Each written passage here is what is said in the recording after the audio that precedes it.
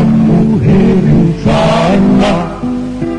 hiyarutak ku tinggi amatiadi makiadi manalisini kaintaina kami haber suri-suri mapanahi mapahuri siai taran lumirana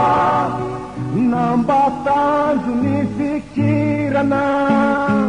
hampindamu wajibana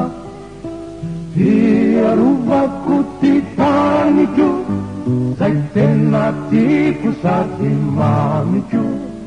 ratu izani kailaina Ami hamaru rewakasu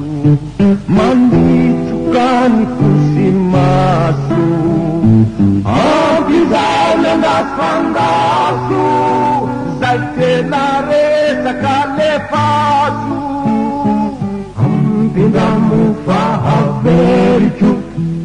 azacu tsara kadyatelicu Pamulo na pakau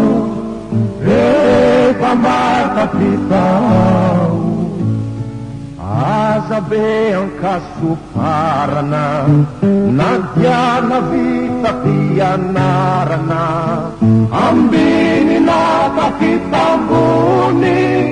Ambuni rahulairuni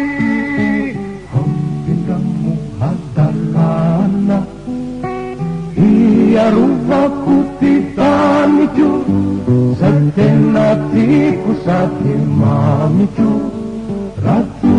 izani kai